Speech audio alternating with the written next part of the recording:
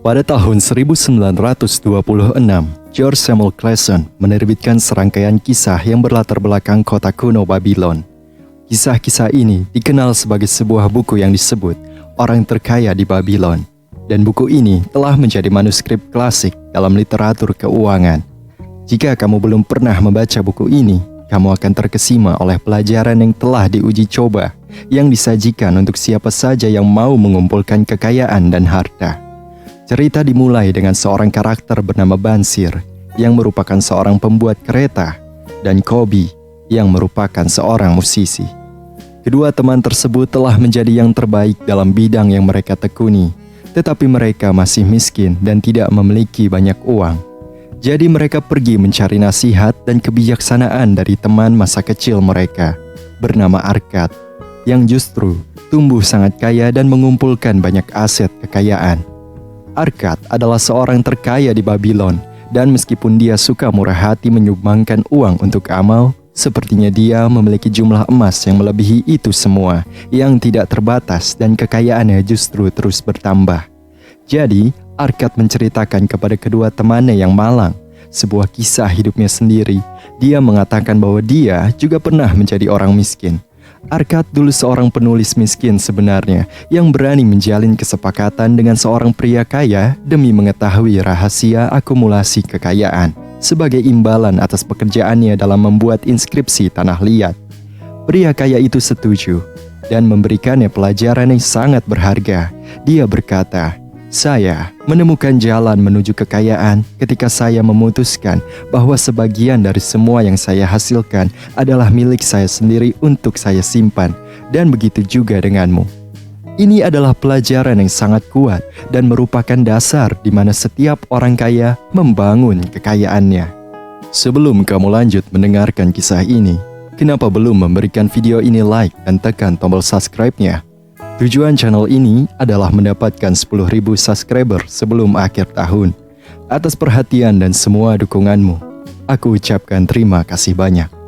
Arkad, orang terkaya di Babylon, tidak menjadi kaya karena ia boros, apalagi mengeluarkan uang lebih dari yang dia mampu. Arkad menjadi kaya dengan menyisihkan 1/10 atau 10% dari penghasilannya. Lalu, dia investasikan dengan cara yang pasti akan menghasilkan lebih banyak keuntungan. Ini adalah hukum emas pertama, menyisihkan 10% dari penghasilanmu untuk berinvestasi.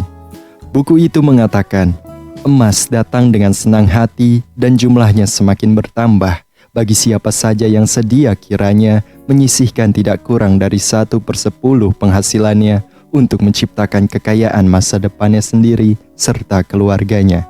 Hukum ini berkaitan dengan prinsip membayar diri sendiri terlebih dahulu. Orang kaya paham betul bahwa membayar diri sendiri terlebih dahulu adalah langkah proaktif menuju kebebasan finansial. Banyak orang selalu mengeluh tentang seberapa sedikit uang yang mereka punya. Mereka suka mengeluhkan bahwa mereka tidak peduli apa yang mereka lakukan. Mereka selalu tidak punya apa-apa di akhir bulan. Dan mereka akan bilang sesuatu seperti, "Pekerjaan saya tidak membayar saya secara layak." Meskipun poin-poin di atas fakta adanya, sebenarnya jika kita lihat lebih jeli kemana saja uang yang kita hasilkan itu pergi, kita juga langsung menyadari kesalahan kita. Bahwa banyak dari prioritas kita, seperti makan di luar setiap minggu atau sering hangout, ternyata bukan pengeluaran yang benar-benar perlu dikeluarkan. Bahkan ini bisa sangat mempengaruhi kondisi keuangan kita. Jadi, mari kita mulai perjalanan ini dengan menyisihkan 10% dari pendapatan setiap bulan setelah kita menerima gaji, sebelum kita membayar tagihan, sewa, dan listrik, atau bahkan biaya langganan seperti Netflix. Semakin cepat kita memulai, semakin baik, karena tabungan dan dana investasi kita akan semakin membludak. Selain itu, jika kita memanfaatkan pertumbuhan bunga berbunga, bagi mereka yang mau, uang kita akan bertambah lebih cepat. Dan jika suatu saat terjadi krisis keuangan besar, seperti tagihan rumah sakit atau masalah lainnya, kita tidak akan khawatir. Hukum emas kedua adalah menginvestasikan uang kita dengan bijak. Buku ini mengatakan, emas akan bekerja keras dengan senang hati untuk pemilik yang bijak, yang memberikan pekerjaan yang menguntungkan. Emas berkembang seperti hewan ternak di ladang. Uang memang bisa bekerja keras untuk kita jika kita tahu caranya. Orang terkaya di Babylon memahami hal ini dengan baik. Dia bisa mengendalikan pengeluarannya dan memahami perbedaan antara kebutuhan dan kemewahan. Banyak orang kesulitan membedakan antara kebutuhan dan kemewahan. Tapi sebenarnya ada aturan praktis yang sederhana. Jika kamu tidak butuh, jangan beli. Memang begitu sederhananya. Ketika tabunganmu bertambah, kamu bisa mulai mencari investasi yang menguntungkan dan aman untuk meletakkan di mana uangmu seharusnya diletakkan. Ada banyak cara untuk menginvestasikan uangmu, seperti investasi dalam properti, saham, obligasi, bisnis, dan sebagainya. Pikirkan uangmu seperti tentara kecil yang pergi berperang dan membawa kembali hasil jarahan. Semakin banyak tentara yang kamu miliki, semakin banyak hasil dan jarahan yang mereka bawa pulang. Tapi sebelum melakukan investasi besar, kamu harus yakin betul di mana kamu akan meletakkan uangmu. Lakukan investasi yang bijak, dan uangmu akan kembali dengan melimpah. Dan inilah yang membawa kita pada hukum emas ketiga, yaitu cari dulu nasihat. Atau seperti yang suka aku katakan, cari kebijaksanaan sebelum berinvestasi. Buku ini mengatakan, emas akan melekat pada perlindungan pemiliknya yang berinvestasi atas saran orang-orang bijak dalam pengelolaannya. Lihat, kamu sudah bekerja keras untuk uangmu. Kamu tidak harus kehilangan bahkan 1 sen pun. Jadi kenapa kamu akan percayakan uangmu yang begitu berharga pada ketidakberpengalamanmu untuk melakukan investasi yang bijak? Itulah yang sering dilakukan oleh banyak orang miskin dan beberapa orang kelas menengah. Mereka berinvestasi berdasarkan firasat atau apa yang mereka dengar dari teman, kolega, atau bahkan dari TV dan radio. Yang sering terjadi akhirnya adalah mereka kehilangan uang mereka. Atau apa yang mereka pikir sebagai investasi yang mantap ternyata adalah penipuan. Jarang sekali kamu akan mendengar bahwa investasi mereka berhasil atau bahwa mereka menghasilkan uang. Orang kaya di sisi lain mencari nasihat dari para profesional yang bijak dalam hal mengelola uang. Sebelum melakukan investasi besar, sama seperti kamu tidak akan percayakan seorang koki untuk melakukan operasi jantung di dadamu, hanya karena sama-sama memegang pisau.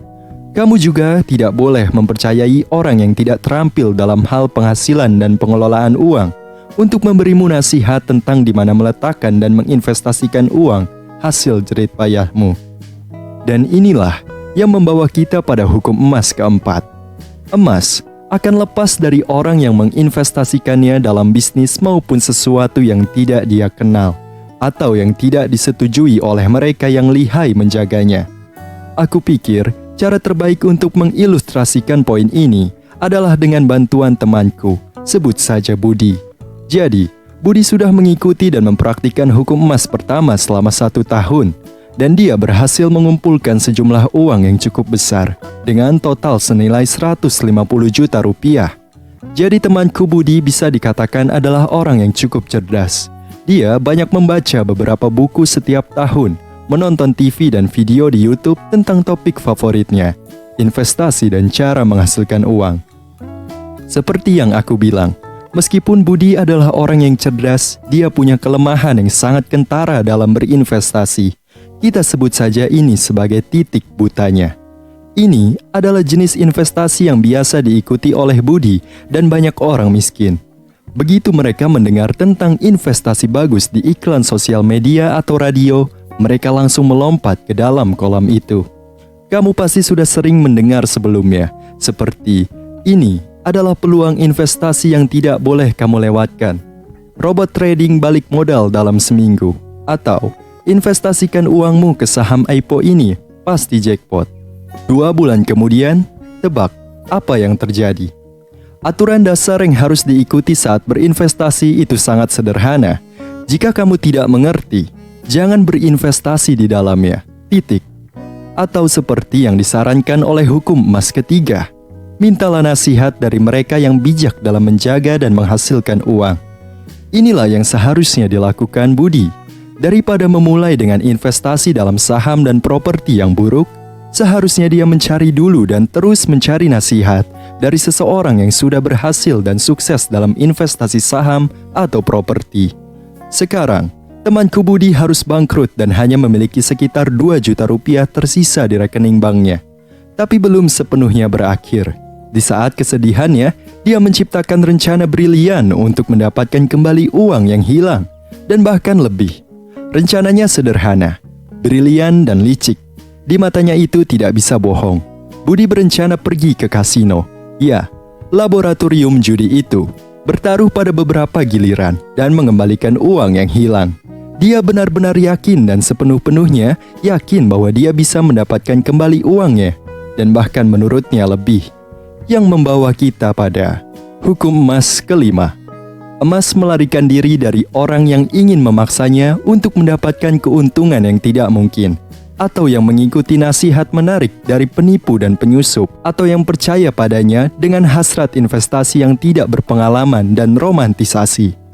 Lihat, dalam usaha Budi untuk mendapatkan kembali uangnya yang hilang, dia berpikir cara tercepat dan termudah untuk melakukannya adalah dengan berjudi. Meskipun sangat jarang, beberapa orang mungkin bisa menghasilkan banyak uang dari judi. Tapi itu bukanlah hari keberuntungan Budi. Temanku Budi belajar 2 pelajaran penting pada tahun itu. Pertama, apa yang dibayar di kasino akan tetap berada di kasino. Dan kedua, tidak ada jalan cepat untuk menjadi kaya. Pelajaran-pelajaran yang diajarkan oleh Arkad kepada teman-temannya adalah dasar dari buku ini.